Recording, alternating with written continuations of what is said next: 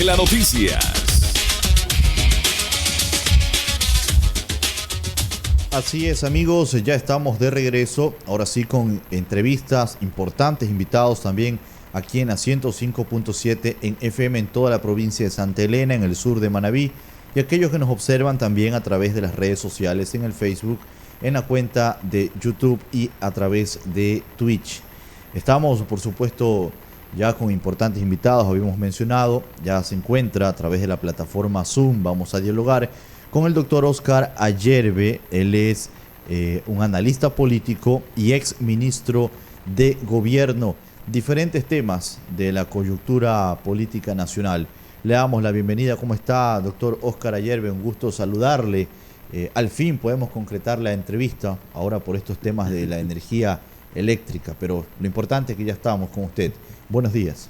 Sí, muchas gracias. Efectivamente, los problemas que tiene el país en este momento son extremadamente graves en el tema de un sistema eléctrico que ha causado tantos problemas en todo el país y que agudiza la crisis económica y los problemas que los emprendedores y el quehacer de una sociedad que demanda, requiere un sistema eléctrico permanente y de buena calidad.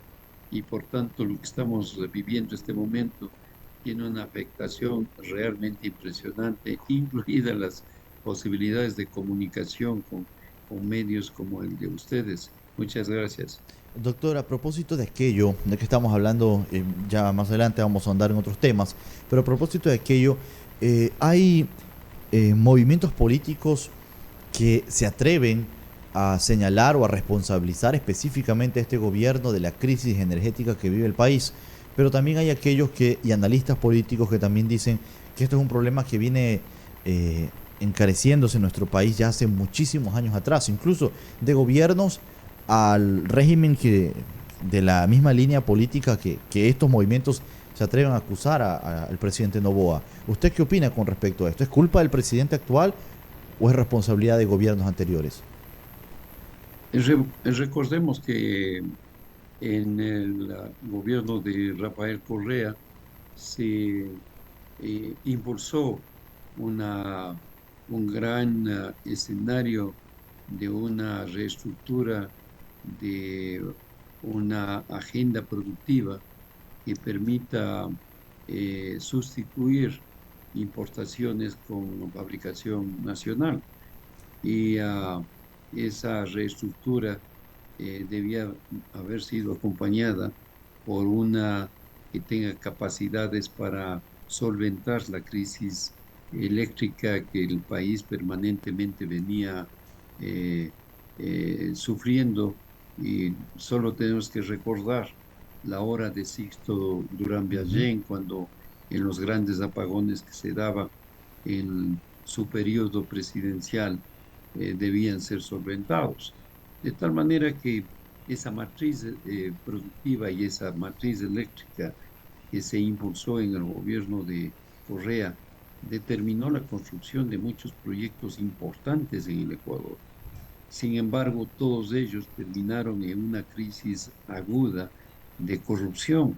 Coca-Cola Sinclair es un ejemplo en vida de lo que aconteció en esos momentos y por lo tanto no solamente eran proyectos que tenían objetivos de precautelar el abastecimiento permanente de energía eléctrica en Ecuador, sino que estaban visibilizados para la exportación, pero además tenían serios y graves problemas que originaron entre Odebrecht y el Contralor General del Estado, Carlos Poli, Ujú. todo lo que ya es conocido en toda la magnitud del escenario. El día de ayer, Carlos Poli ha sido condenado a 10 años por una jueza norteamericana justamente por estos vínculos de sobornos en este tipo de proyectos. En este contexto, entonces, el presidente Moreno prácticamente no hizo nada y la ausencia de proyectos para mantenimiento, previsión, construcción de nuevos proyectos por parte del gobierno de Lazo fue totalmente un fracaso. De tal forma que Cuando nosotros miramos ese famoso evento del debate en la primera vuelta en agosto del 2023 y el actual presidente de la República, Daniel Noboa, habló sobre el tema energético y él se concentró en la distribución y el precio de los 5 centavos del kilovatio hora, eh, determinó que en realidad el enfoque cuando finalmente se convierte en presidente no era la distribución, sino la producción de la energía en su conjunto, y lo que estamos viendo este momento de manera desesperada, tratando de utilizar todos los mecanismos, herramientas y visibilizar Ujú. posibilidades y proyectos de todo tipo, no logra sustentar una matriz que solvente energía en el país, y por lo tanto este escenario, por un lado, de corrupción y por otro lado de falta de implementación eficiente, clara, de una proyección a largo plazo, es lo que le tiene al país en esta crisis en este momento. Es culpa de todos los gobiernos, en definitiva. Ujú. Efectivamente, eh, su análisis bastante acertado, doctor, en tema a la crisis energética que estamos viviendo los ecuatorianos. Pero también hay otros temas que vamos avanzando en honor también a su tiempo, doctor. Hace ya 2 días, el 30 de septiembre, se cumplieron 14 años de aquel 30S donde el país vivió una de las crisis de estabilidad por parte de una rebelión policial que después finalmente resultó ser un show político, al menos así lo han dicho uno de los que perteneció al gobierno de ese entonces, el ahora sentenciado Carlos Poli. Eh, pero usted ha sido representante en derechos humanos de muchas de las víctimas y perseguidos de este 30S. ¿Qué le dejan esos 14 años de recuerdo a estas alturas, doctor?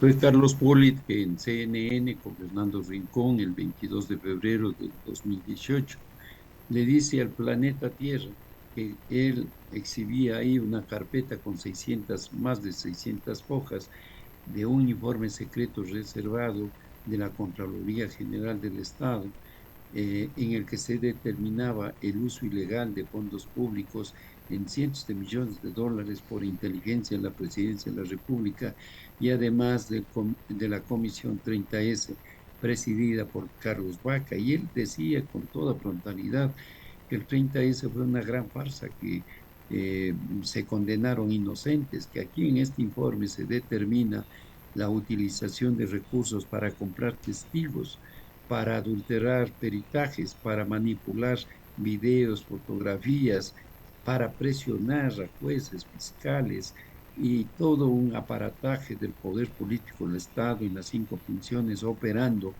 para condenar inocentes, tratando de probar dos premisas fundamentales para Rafael Correa. Uno, que había habido un intento de golpe de Estado, y el segundo, que se había intentado asesinarlo, es decir, un intento de magnicidio. Y esas dos premisas llevaron a una verdadera cacería de brujas. Eh, Involucraron a miles y miles de personas en investigaciones a través de distintos mecanismos administrativos de la Fiscalía General del Estado y otros organismos, y finalmente terminaron con 717 condenados de 1 a 12 años de prisión. Eso motivó que con nosotros, al observar este programa y las declaraciones de Poli, nos empeñemos en encontrar el original del informe secreto de la Contraloría General del Estado. Y cuando lo tuve en mis manos, lo notarizamos, y con 10 copias del original del expediente, entonces iniciamos un proceso, primero de formación de la Asociación Víctimas 30S, segundo de la entrega de estos documentos al presidente Moreno, a Ujú. la presidenta Cabezas de la Asamblea Nacional, a 3 miembros de la Comisión de Fiscalización que estaban siguiendo el juicio político a Carlos Vaca. En marzo y abril finalmente lo sentenciaron y destituyeron del cargo, y además a varios periodistas a nivel nacional. Este fue el documento con el cual una vez que seleccionamos 200 casos para impulsar su defensa en recursos extraordinarios de revisión, determinó que finalmente al día de hoy ya hemos ganado 196 casos de sentencias que determinaron ratificando la inocencia de los acusados. Es un hito histórico, un hecho relevante, porque nos ha tomado todos estos años, desde el 2018 a la fecha. Nos falta por concluir 4 procesos y estamos absolutamente seguros que en este mes de octubre 3 de ellos van a ser declarados inocentes, porque siempre lo fueron en casos emblemáticos fundamentales. Y finalmente Oscar Ayerbe, como presidente de esta organización, la Asociación Víctimas 30S, presentaré un informe.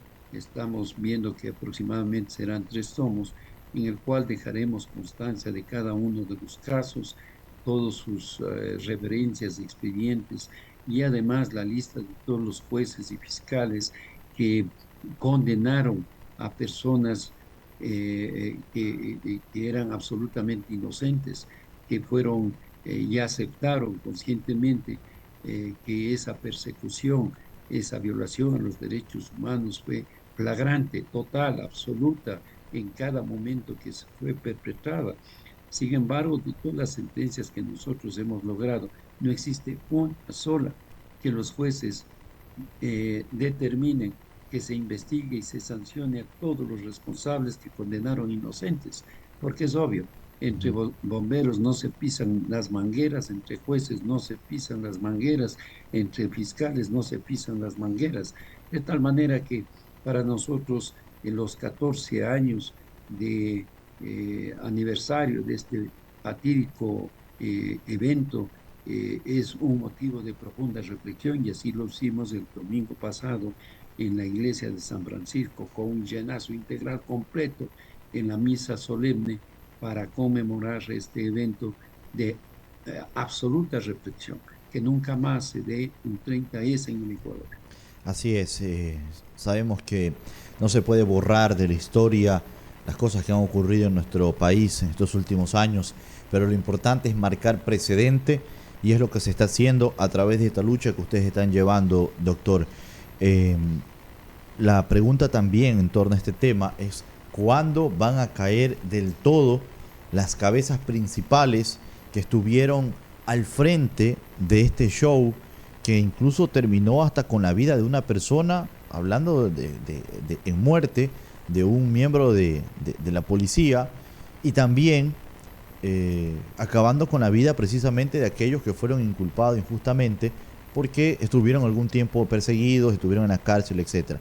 ¿Cuándo van a caer? Porque el mismo Carlos Poli, que fue confeso en un medio internacional, como usted lo menciona, hoy solo va a cumplir 10 años de prisión para todos los delitos que se han cometido y que ya están sentenciados, y que incluso acá en el país debería responder. Pero solo 10 años de prisión. Para muchos no les parece una pena suficiente, y más aún si viene de Estados Unidos, doctor. Sí, a mí me parece exactamente lo mismo. Él debió recibir 100 años de prisión por todo lo que los daños causados al país.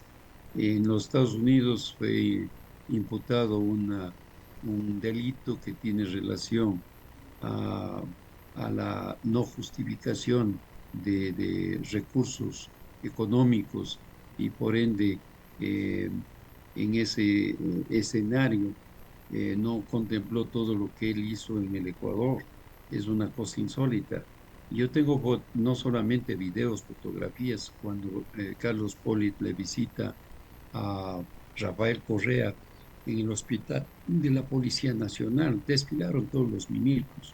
Siempre tuvo control total de los escenarios de la fuerza pública y de las Fuerzas Armadas, y por ende control absoluto de los escenarios que ahí se dieron.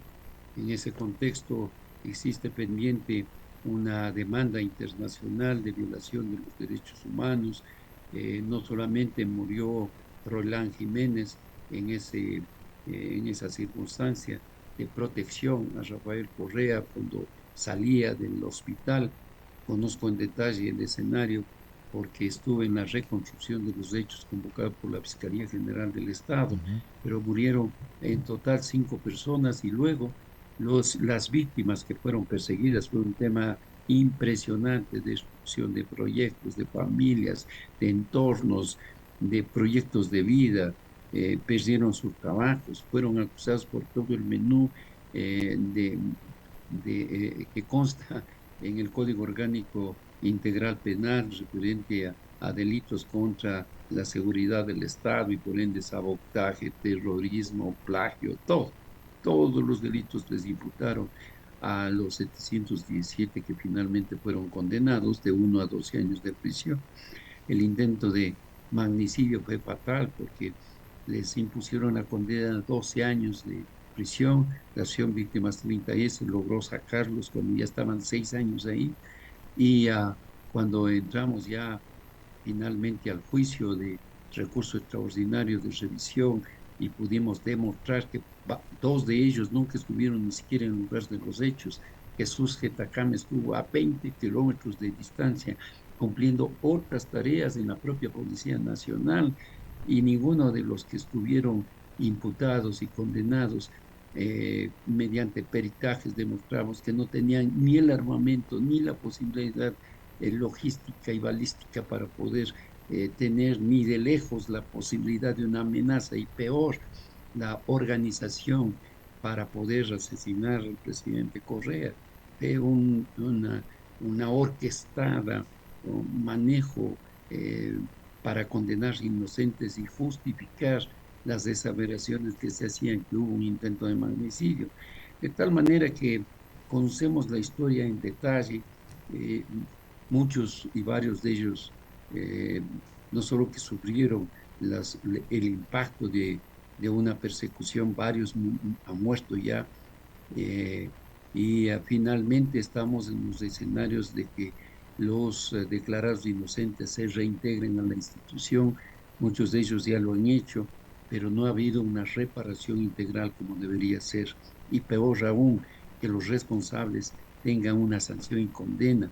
Todos los involucrados en este gran proceso de persecución han quedado prácticamente todos ellos en la impunidad. Por eso es que este documento que Óscar Ayerbe presentará al presidente de la República, presidente de la Asamblea Nacional, de la Judicatura, del Consejo de Participación Ciudadana, Contraloría, Fiscalía, entes nacionales e internacionales de derechos humanos, debe quedar como un testimonio para que jamás, nunca pueda volverse a incurrir en escenarios de una persecución de la magnitud que tuvo el 30S. No debe haber persecución política jamás, nunca con nadie, pero de la magnitud del 30S es histórico y por lo tanto debe ser una gran lección de reflexión para todos.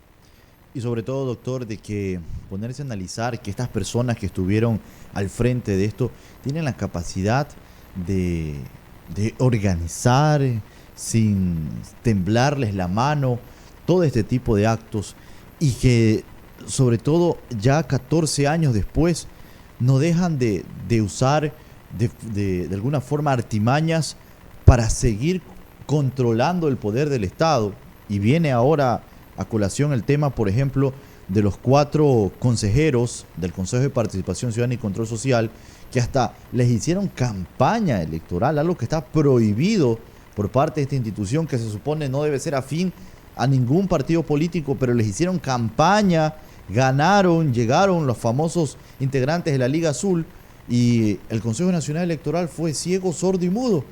Ahora tuvo una instancia más allá del CNE, que es el Tribunal Contencioso, el que tuvo que destituirlos, pero aún siguen en el puesto porque han usado argucias políticas, argucias legales, perdón, doctor. Efectivamente, es importante mencionar que la Asociación Víctimas 30S en todos estos años, a partir del 15 de marzo de 2018 hasta la fecha y hasta cuando concluyan nuestras labores, jamás hemos cobrado un centavo a ninguno de los miembros de nuestra organización y peor aún a las víctimas que se beneficiaron con los recursos extraordinarios de revisión y por lo tanto manejamos escrupulosamente este tema para que jamás ocurra lo que ya les pasó permanentemente a partir del 2010, en el escenario, por un lado, de que muchos de los fiscales, jueces e intermediarios requerían recursos económicos, es decir, una corrupción global total de, de, de pedir dinero a los afectados para disque no continuar con las investigaciones o iniciar los juicios en contra de ellos. Y por otra parte, es absolutamente importante que los organismos del Estado, sus funciones, cumplan con sus deberes constitucionales. Y en el caso del 30S, 14 instituciones se reunían persistentemente para organizarse y determinar las estrategias para condenar inocentes.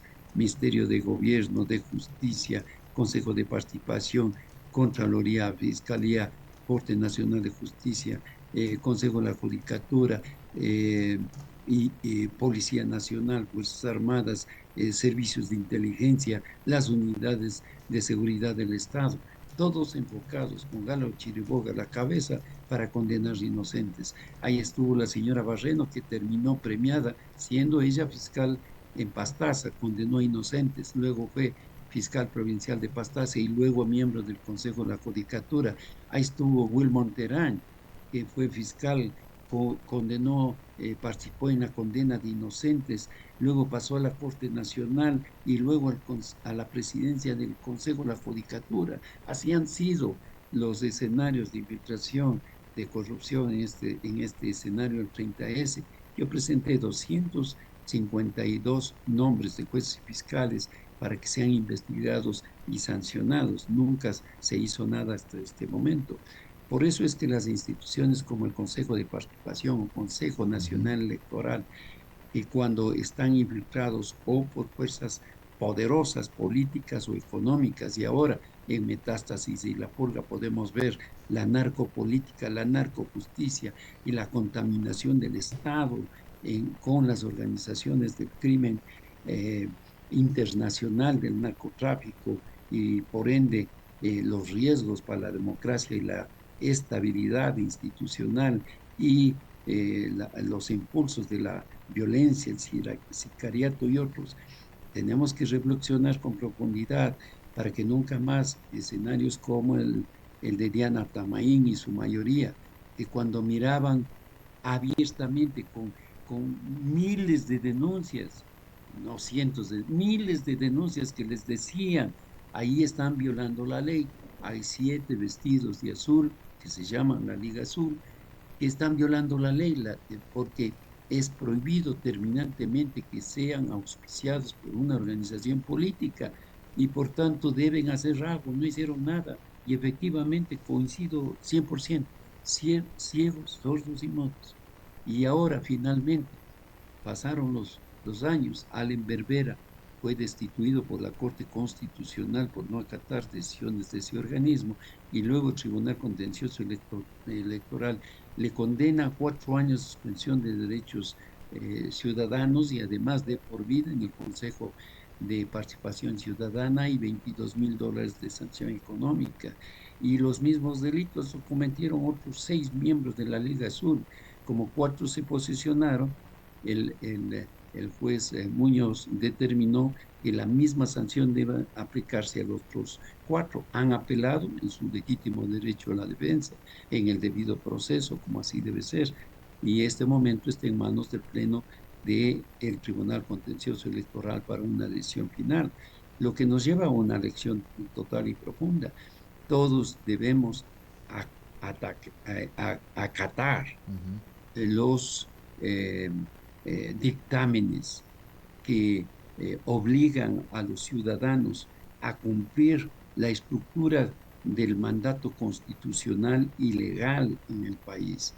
Y debemos precautelar con absoluta convicción que los riesgos que tiene la nación en este momento y sobre todo en escenarios de violencia, en los escenarios del crimen organizado, puedan exactamente determinarse lo que estamos viviendo con realismo, y es una institución contaminada con riesgo de un narcotráfico que está contaminando las estructuras de la sociedad a niveles de destrucción. Es por eso que debemos impedir que la narcopolítica opere en las elecciones del 2025. Pediré que el 20 de noviembre del 2024, es decir, en los próximos 2 meses y medio, el Consejo de Participación Ciudadana notifique a Diana Tamaín y a los de mayoría de esa institución que han cumplido su periodo para el cual fueron elegidos y que deben inmediatamente retirarse de esas funciones para que los alternos asuman esa responsabilidad. Muy bien, muchísimas gracias, doctor. La verdad es que se nos queda bastantes temas que hablar con respecto a este último que estábamos analizando, pero en honor a su tiempo queremos agradecerle. Solo cierro con lo que dijo uno de los analistas y abogados constitucionalistas, como es el señor Andrés Benavides. Él decía: los consejeros del Consejo de Participación Ciudadana y Control Social no saben redactar, sumar ni dividir.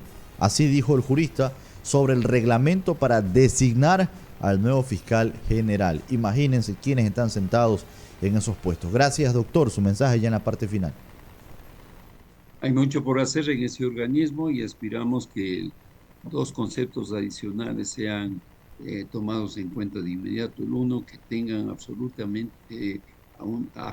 independencia para que sus decisiones sean producto de sus propias convicciones y no de presiones externas, políticas, económicas o de riesgos como la narcodelincuencia.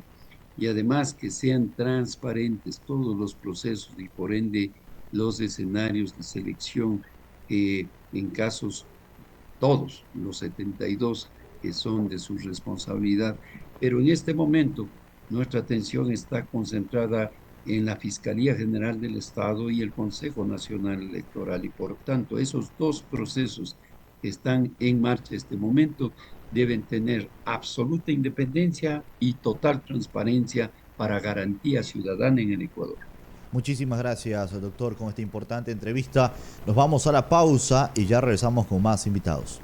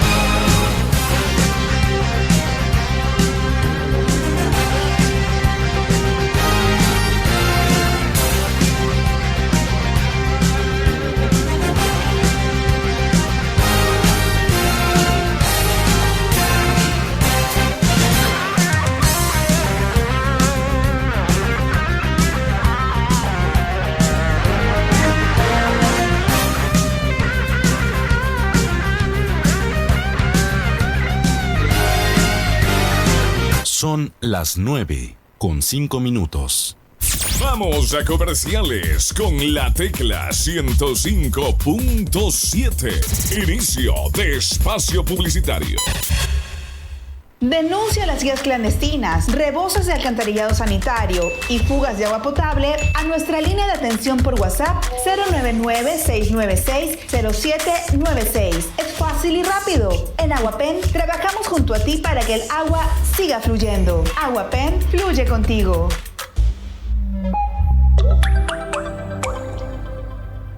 Autorización número 225. CNE, Elecciones Generales 2025. Tu información tiene recompensa. Si tienes algún dato sobre los causantes de los incendios forestales, denúncialos. Llama al 131 o al 1-800-3354-86. Uniendo esfuerzos para combatir los delitos ambientales. Ecuador, uniendo esfuerzos. Autorización número 337. CNE, Elecciones Generales 2025. Soy consciente de la energía eléctrica que consumo y cada centavo que ahorro. Por eso uso mi aire acondicionado en 24 grados. Además, uso un ventilador para que el aire fresco circule más rápido usando menos energía.